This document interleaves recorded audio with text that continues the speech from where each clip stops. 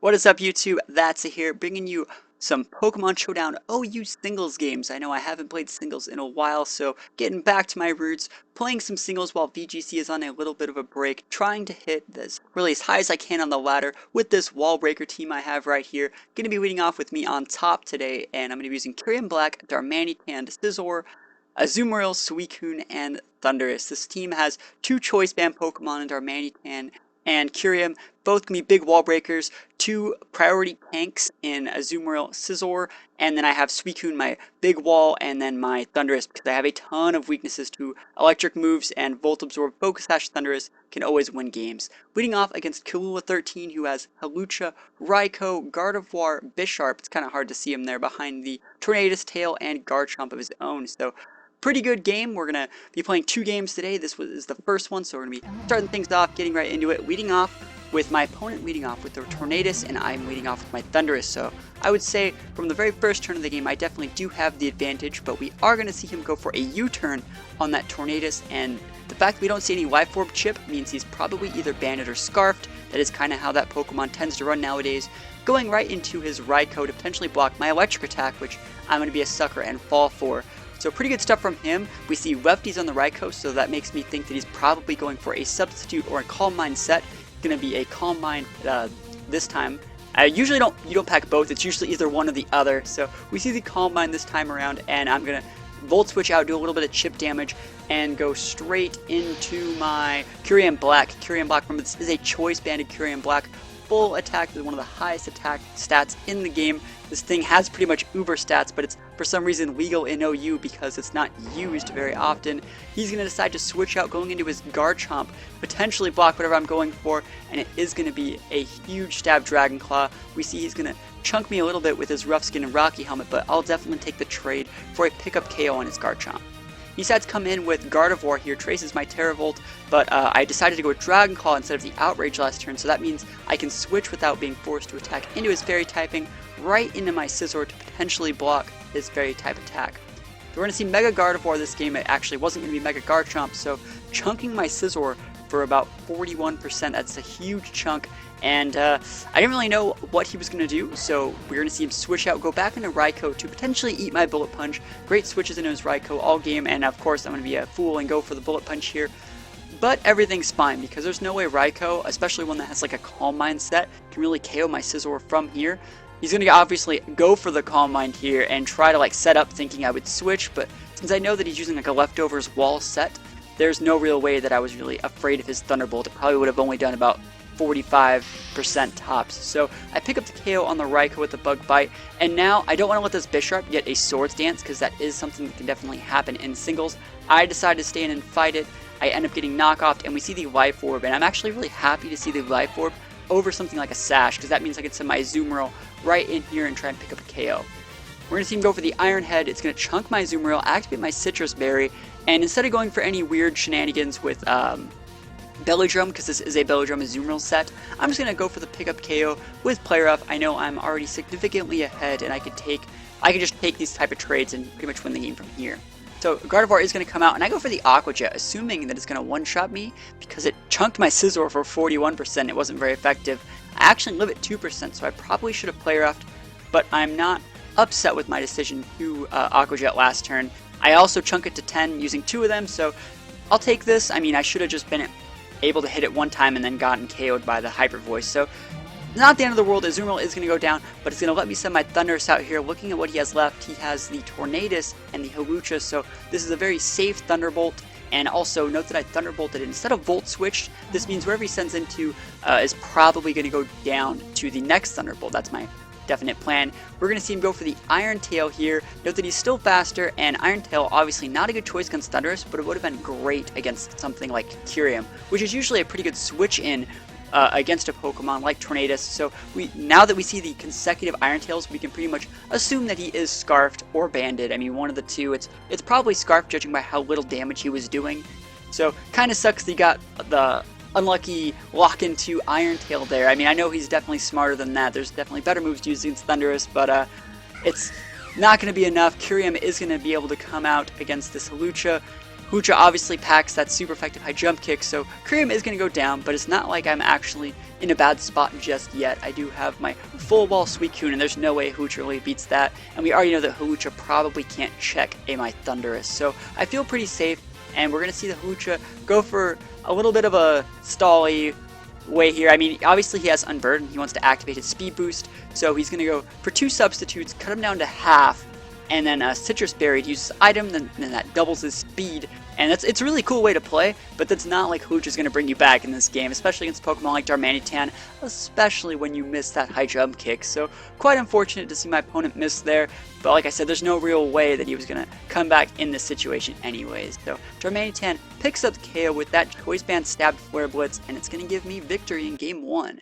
So pretty good stuff. I felt I played pretty good. The only thing that I could have probably played a little bit differently was going for either a Belly Drum on the Bisharp slot or the, I said Bisharp slot, didn't I? That's BGC coming in.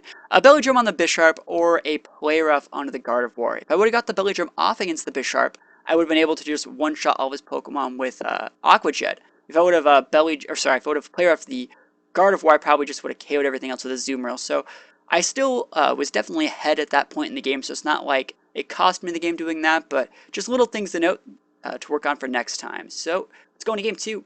Game 2 is going to be against Snorkeduel. I'm going to be on the bottom this time, and one thing to note from my opponent's team is they're all snakes. We have Superior, Arbok, Steelix, Electros, I think that's what that thing's called, Electros, Milotic, and Dunsparce. Yes, Dunsparce is a snake. So this game is going to be just a bunch of me and my opponent just messing around. He's obviously testing a gimmick team. He's probably recording a video of his own. So I felt that this video was kind of funny, and I just wanted to include it anyways. So I hope you guys enjoy this battle against snakes on a plane over here. So I'm going to lead off with Darmanitan, and Darmanitan is great against all of his Pokemon except for Milotic. And since I'm running that Choice Band, unless he has like a Marvel Scale proc, I'm going to be able to like two-shot that thing on a switch in. Like, look how strong this is. I just one-shotted a Steelix. I know he's weak against fire-type attacks, but one-shotting a Steelix with a physical move is nothing to scoff at.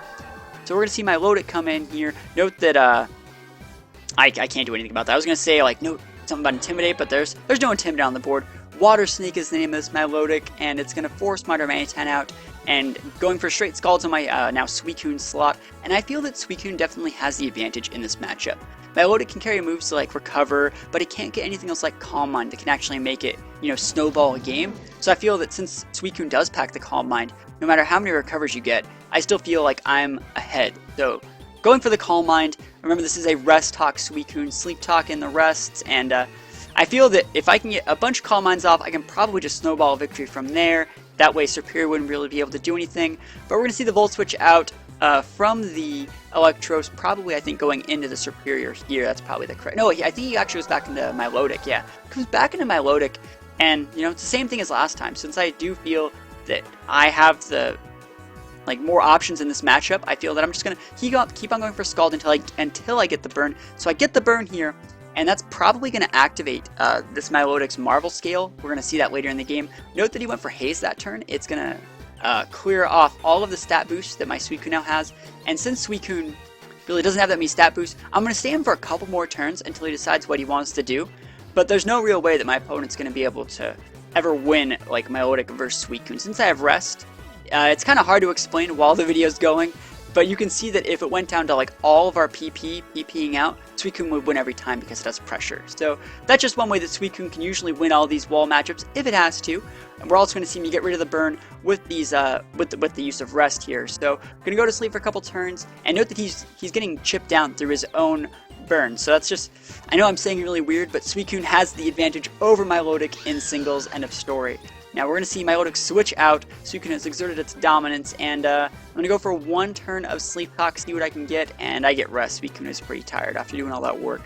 So now that the Superior is out, it is going to force my Suicune out. Suicune does not want to eat a Leaf Storm in the face, and this should be a Contrary Superior. Yeah, so it is Contrary Superior, and that means every single time its stats get dropped, they get raised instead. So now he has a +2 special attack, and I didn't know if he had the Hidden Power Fire.